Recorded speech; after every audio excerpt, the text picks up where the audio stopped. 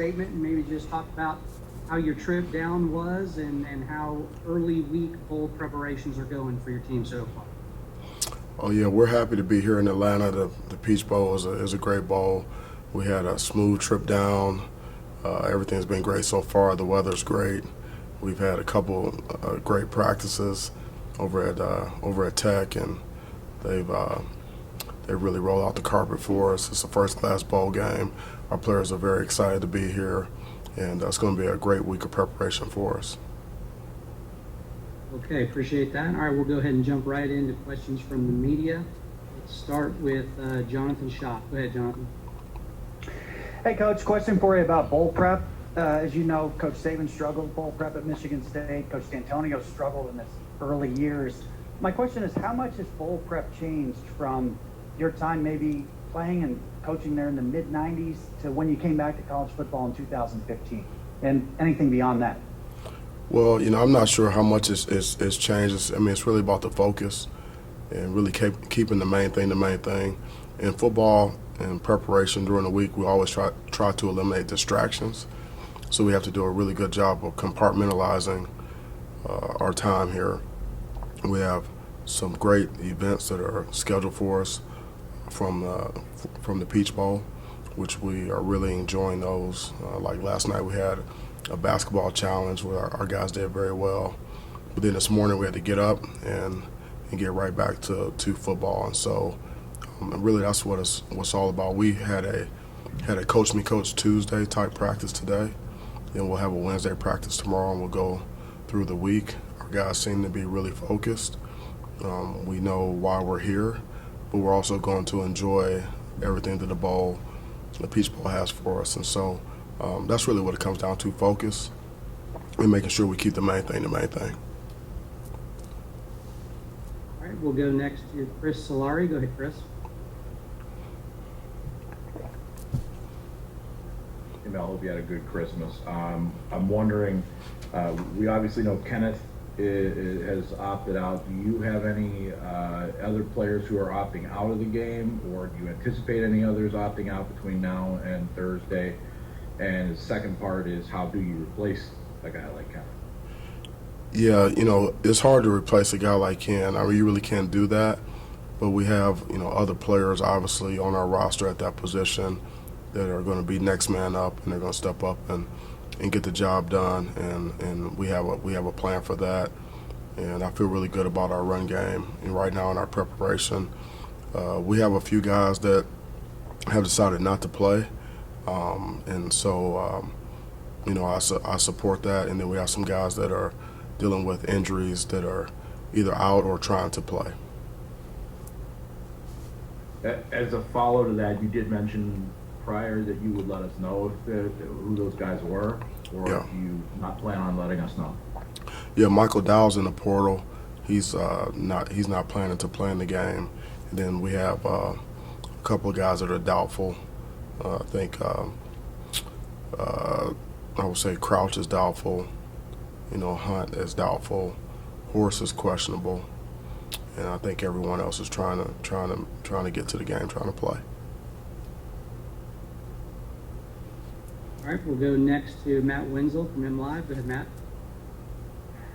Hey, Mel, we've obviously seen some disruptions in sports and bowl games canceled. I was wondering if there's anything you guys have done to maybe revert to some protocols or things from last year to try and make sure this game you guys are able to play in the game. We're just handling the protocols and following the ones that are set forth by our medical staff and by the bowl. We're nearly at 100% vaccinated, and we haven't had any substantial issues during the season relative to COVID. And so so far this week we've been good, and so I don't anticipate any disruptions for the rest of the week. All right, we'll take our next question from Jerry DiPaola. Go ahead, Jerry. Good afternoon, Coach. There's been a little bit made up here about your pass defense and some of the stats that aren't that great.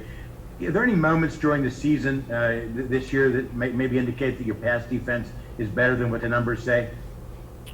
Well, it's really game to game, and we have to adhere to competitive greatness, be at our best when our best is needed.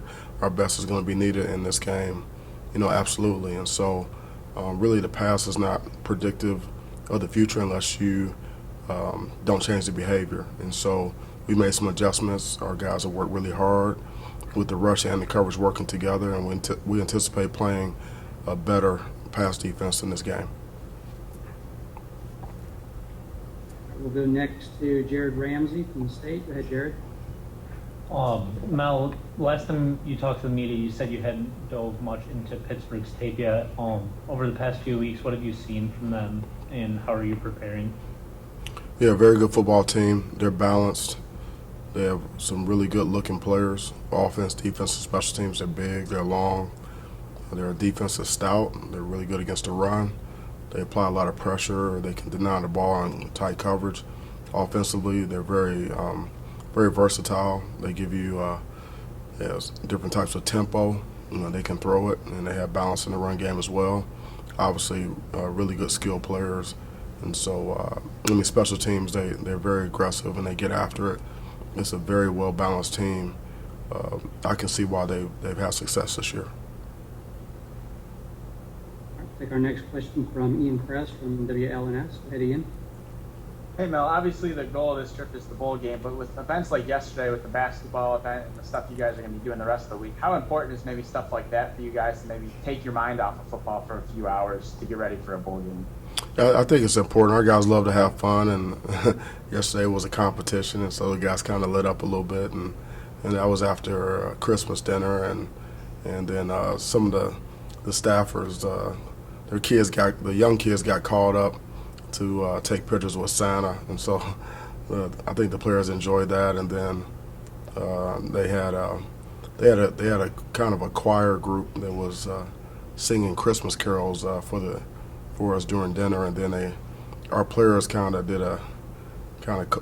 shamed a couple of our guys that go up and sing. Jazz Watson and Nick Samac, they go up and sing with them, so they did that. And then the basketball challenge, guys were hooping and hollering and getting after it there. And we've got some guys on our team that were big-time hoopers in high school, and so they went in there and carried the load for us and did a great job. And so it was fun, and it was a good way to relax, and it was just a good team. It's a very, very good team atmosphere and family atmosphere, and I think our guys got a lot out of it. And it's important to have some things to kind of break up the monotony and take your mind off of football. But like I said, today our guys woke up, they came down to the meeting rooms, and they were focused and ready to go. I'll take our next question from Anthony Patterson from the AJC. Go ahead, Anthony. Hey, Coach.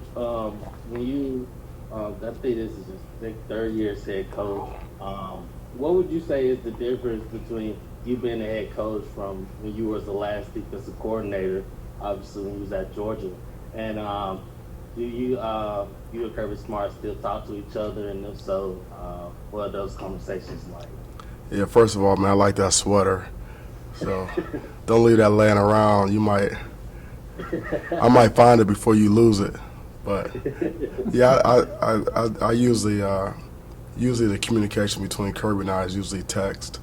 And as a third year head coach, it's a little different. This is my first go around as a head coach in a bowl game, and so but I just draw on the experiences that I've had in the past with bowl trips, and there have been quite a few in national championship games and playoff games, and I was here at the Peach Bowl in 2000 with Coach Saban at LSU, and so again, it's not a one-man show. We have great staff, great support staff, great operations folks. Everything's very organized, efficient. We all know what we need to do, and it's really we're just relocated, and we're doing what we do. Keep the main thing the main thing. We have a process, and we're following the process down here in the A. All right, next question will go to Matt Charbonneau. Go ahead, Matt. Mel, I would ask you about, you mentioned your staff, obviously, since we've talked to you last, William Piegler, going to Florida. and obviously Tillman earlier than that. I'm just wondering the challenge now of a bowl game, knowing these changes are coming, but still having William around. It change things at all for you? And I guess what do you do now? What's your timetable looking forward in terms of those two staff positions? Yeah, it doesn't change much at all. And the guys are still coaching hard. Really happy for them. Coach Till gets a chance to go back and coach his alma mater, and he's a Georgia native, and so that's a great opportunity for him to have the entire back rack. And then Peegs is reuniting with Billy, who's been a great mentor to him, and he's probably about 4 hours and 15 minutes away from his folks in South Carolina, his dad, and so it's a really good opportunity for him. But in terms of our preparation, it doesn't really change much. I'm going to take my time with the hires and make sure we get the folks in here that will be the right fit for our culture. All right, we'll go next to Stephen Brooks. Go ahead, Stephen. You guys, hey Mel. What's up, Just Steve? touching on your Georgia experience. One of their players, I think it was a linebacker, came out in the media the other day. Said he texted you about just some tips about playing Michigan and feedback about obviously having been the only team to beat them. How much of that have you gotten? And can you share with us a little bit about what you share about what you saw in that team, obviously playing in the playoff with you here? Yeah, I hadn't got a lot of that, and obviously, Kirby and those guys don't need much from me in terms of preparation and getting ready. They do a great job of game planning. There's a lot of film available on the school down the road, and so they're going to do a great job in preparation, I'm sure. Obviously I'm a Big Ten guy first and foremost, and so it's UGA is I can only do so much for them, but they really don't need my help. Gotcha. All right, I think we've got time for about 3 more. Next, we're going to go to let's go to Dan Tortora. Go ahead, Dan. Coach, just what you could say, reflecting back on the late 90s where you were a defensive graduate assistant for Michigan State all the way to where you are now, just when you look back on those moments and now being at a stage with a New Year's Six Bowl and the importance of the Peach Bowl, just what it means to you to reflect on your coaching career. Yeah, I haven't had a whole lot of time to reflect, but it's gone fast. I can tell you that much.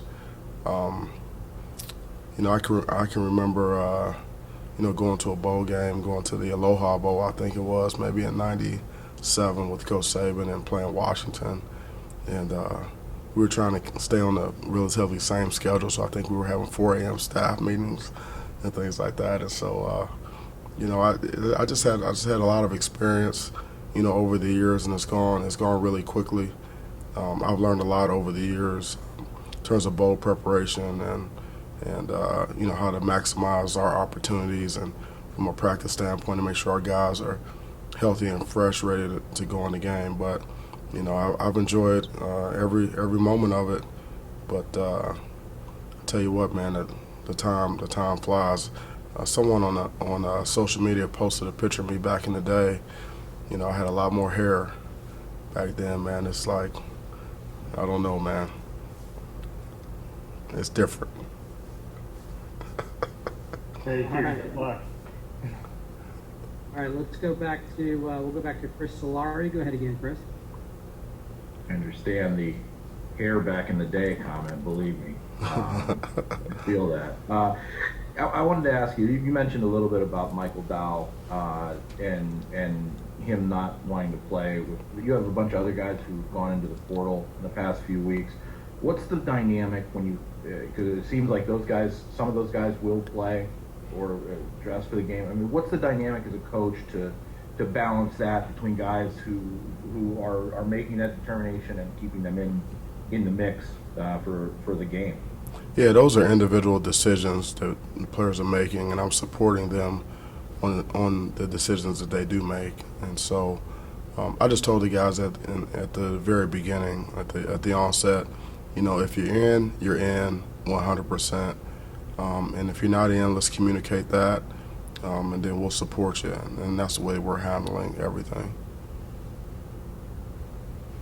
All right, we're going to take two more. We'll go next. Let's go back to Jonathan Shute. Go ahead, Jonathan Shop. Coach, the Michigan State football brand has grown quite a bit into Peach State as Coach D'Antonio began finding a lot of players. What are some of the things that stand out about high school football players from Georgia that make them a good fit for Michigan State and a good fit for really major college football all over the country? Well, it's a huge state, and football is very important in the state of Georgia, and there's a lot of good football players, a lot of Power 5 players all throughout the state, and I have a lot of experience recruiting the state. The other thing about the state of Georgia is that there's a lot of players who are not originally from the state, so they don't necessarily have an allegiance to the state schools, the in-state schools, and they're willing to go anywhere and play. I experienced that when I was at UGA, and it's the same way now. So, I mean, you're going to some of these high schools and in Georgia, and they'll have 12, 15 Power 5 players, on the roster, and that's common, and so it's just the population is huge. Football is important. There's a lot of great football players, guys with a lot of upside, and they're very, very well coached. High school coaching in Georgia is extraordinary, and so this is just a great place to recruit. Now, obviously, you got to compete.